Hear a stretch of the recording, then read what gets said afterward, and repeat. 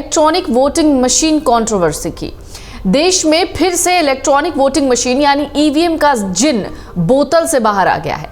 इसको लेकर तमाम बयानबाजी और चर्चाएं हो रही हैं। एक बार फिर से ईवीएम की जगह पर बैलेट पेपर की मांग उठने लगी है।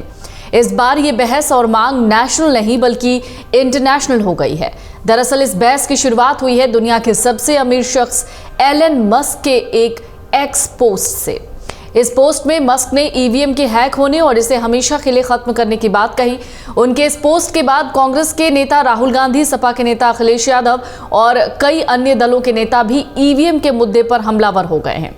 राहुल गांधी ने मुंबई की उत्तर पश्चिम सीट पर शिवसेना शिंदे गुट के नेता रविंद्र वायकर की 48 वोटों से जीत की जुड़ी ईवीएम कंट्रोवर्सी का हवाला देते हुए एक्स पर पोस्ट लिखा।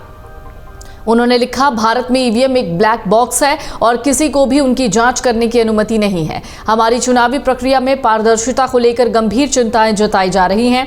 जब संस्थाओं में जवाबदेही की कमी होती है तो लोकतंत्र एक दिखावा बन जाता है और धोखाधड़ी की संभावना बढ़ जाती है।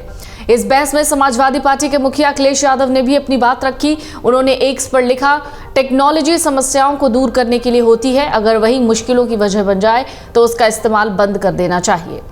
आज जब विश्व के कई चुनावों में ईवीएम को लेकर गड़बड़ी की आशंका जताई जा रही है और दुनिया के जाने माने टेक्नोलॉजी एक्सपर्ट ईवीएम में हेराफेरी के खतरे और खुलेआम इसको लेकर लिख रहे हैं, तो फिर ईवीएम के इस्तेमाल की जिद के पीछे की वजह क्या है?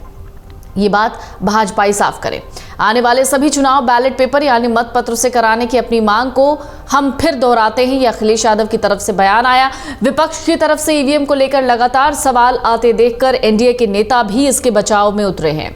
केंद्रीय मंत्री ज्योतिरादित्य सिंधिया ने कहा है, चट भी मेरी पट भी मेरी, ये नीति नहीं चलने वाली। आप जीते तो ईवीएम हीरो, आप हारे तो ईवीएम जीरो। केंद्रीय मंत्री जीतन राम मांझी ने कहा है कि सुप्रीम कोर्ट ने आखिरकार कह दिया है ईवीएम में कोई छेड़छाड़ नहीं हुई है, तो वो विपक्ष केवल अपने मनोरंजन के लिए ऐसा कह रहे हैं। अगर ईवीएम में छेड़छाड़ की बात थी तो आज उन्हें इतनी सीटें नहीं मिलती। वो ईवीएम पर सवाल उठाकर अपनी कमजोरी दिखा रहे हैं, जैसे जनता को गुमराह कर रहे हैं कि संविधान खतरे में है। वायकर के मामले में शिवसेना शिंदे गुट के नेता संजय निरुपम का कहना है कि जिस दिन से रिजल्ट आया है उस दिन से ही हमारी पार्टी के चुने उम्मीदवार वायकर के खिलाफ शिवसेना यूबीटी की तरह से तमाम अफवाहें फैलाई जा रही हैं। ईवीएम के बढ़ते विवाद के बीच राहुल गांधी ने जिस खबर को शेयर करते हुए इस पर सवाल उठाए, उसको लेकर चुनाव आयोग ने सामने आकर जवाब दिया है। राहुल गांधी के एक पोस्ट के बाद मुंबई उत्तर पश्चिम सीट निर्वाचन अधिकारी वंदना सूर्यवंशी ने कहा, ईवीएम के लिए किसी तरह के ओटीपी की जरूरत नहीं होती। जो खबर है वो गलत है। इसमें सिर्फ रिजल्ट बटन प्रेस करके काम होता है। इलेक्शन कमीशन ने अपनी प्रक्रिया फॉलो की है। संबंधित अखबार को डिफेमेशन का नोटिस भी दिया गया है। ईवीएम पर यह बहस एलन मस्क के एक पोस्ट से शुरू हुआ है। हालांकि मस्क का पोस्ट भारत को लेकर नहीं था। मस्क ने ईवीएम पर सवाल उठाते हुए जो पोस्ट किया वो अमेरिका के पूर्व राष्ट्रपति जॉन एफ कैनेडी के भतीजे और अमेरिकी चुनाव में इंडिपेंडेंट उम्मीदवार रॉबर्ट एफ कैनेडी की सोशल मीडिया पोस्ट के जवाब में था। उस पोस्ट में रॉबर्ट एफ कैनेडी ने अमेरिका के प्यूर्टो रिको में हुए प्राथमिक चुनाव में ईवीएम की भूमिका पर सवाल उठाए थे। कहा था, सौभाग्य से वहां पेपर ट्रेल था जिससे समस्या की पहचान हो सकी।